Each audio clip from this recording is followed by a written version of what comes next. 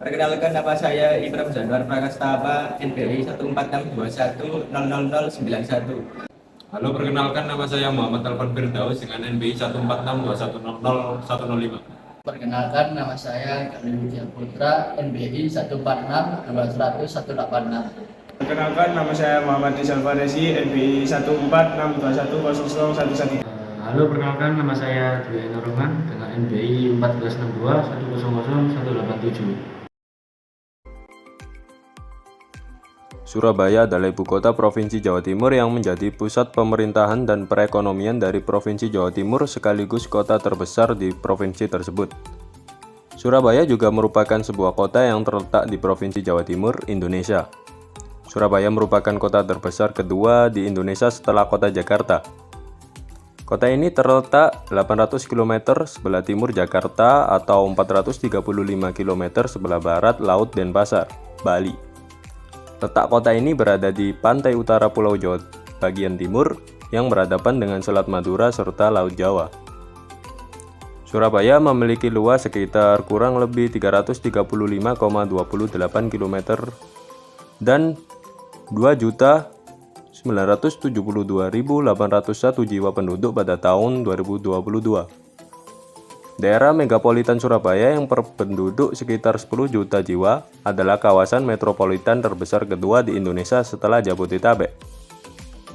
Surabaya dan wilayah Gerbang Kertosusila dilayani oleh sebuah bandar udara, yakni Bandar Udara Internasional Juanda yang berada 20 km di sebelah selatan kota, serta dua pelabuhan yakni Pelabuhan Tanjung Perak dan Pelabuhan Ujung. Surabaya dikenal dengan sebutan Kota Pahlawan karena sejarah perjuangan arek-arek Surabaya atau pemuda-pemuda Surabaya dalam mempertahankan kemerdekaan bangsa Indonesia dari serangan penjajah. Surabaya juga sempat menjadi kota terbesar di Hindia Belanda dan menjadi pusat niaga di Nusantara yang sejajar dengan Hong Kong dan Shanghai pada masanya. Menurut Bappenas, kota Surabaya adalah salah satu dari 4 kota pusat pertumbuhan utama di Indonesia bersama dengan Medan, Jakarta, dan Makassar. Kata Surabaya sendiri diambil dari bahasa Sanskerta yang diartikan secara filosofis sebagai lambang perjuangan antara darat dan air. Selain itu, dari kata Surabaya juga muncul mitos pertempuran antara ikan sura atau ikan hiu dan baya atau buaya, yang menimbulkan dugaan bahwa terbentuknya nama Surabaya muncul setelah terjadinya pertempuran tersebut. Bukti sejarah menunjukkan bahwa Surabaya sudah ada jauh sebelum zaman kolonial, seperti yang tercantum dalam Prasasti Trowulan I berangka 1358 Masehi. Dalam prasasti tersebut terungkap bahwa Surabaya masih berupa desa di tepi Sungai Brantas dan juga sebagai salah satu tempat penyeberangan penting sepanjang daerah aliran Sungai Brantas. Surabaya juga tercantum dalam Puja Sastra Kakawin Nagara Kertagama yang ditulis oleh Empu Prapanca yang bercerita tentang perjalanan pesiar Raja Hayam Wuruk pada tahun 1365 Masehi dalam Pupu ke-17. Walaupun bukti tertulis tertua mencantumkan nama Surabaya berangka tahun 1358 Masehi berdasarkan Prasasti Trowulan dan 1365 Masehi berdasarkan Nagara Kertagama, para ahli menduga bahwa wilayah Surabaya sudah ada sebelum tahun-tahun tersebut. Menurut pendapat budayawan Surabaya berkebangsaan Jerman, von Faber, wilayah Surabaya didirikan tahun 1275 Masehi oleh Raja Kertanegara sebagai suatu tempat permukiman baru bagi para prajuritnya yang berhasil menumpas pemberontakan Kemuruhan pada tahun 1270 Masehi.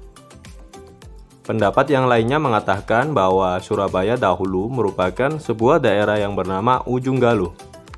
Versi lain menyebutkan Surabaya berasal dari cerita tentang perkelahian hidup mati antara Adipati Jayengrono dan Sawung Galing. Konon setelah mengalahkan pasukan Kekaisaran Mongol utusan Kubilai Khan atau yang dikenal dengan pasukan Tartar, Raden Wijaya mendirikan sebuah keraton di daerah Ujung Galuh dan menempatkan Adipati Jayengrono untuk memimpin daerah itu.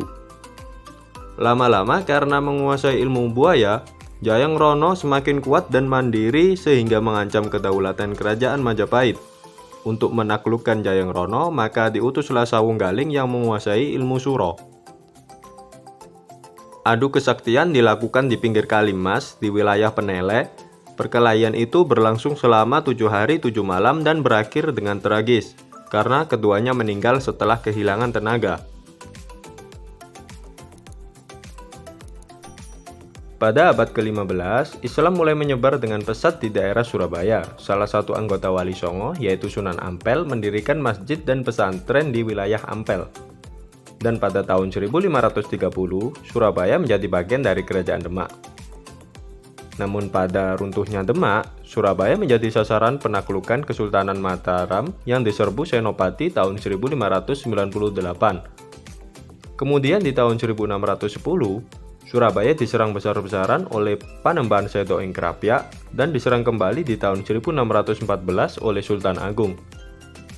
Pemblokan aliran Sungai Berantas oleh Sultan Agung akhirnya memaksa Surabaya untuk menyerah.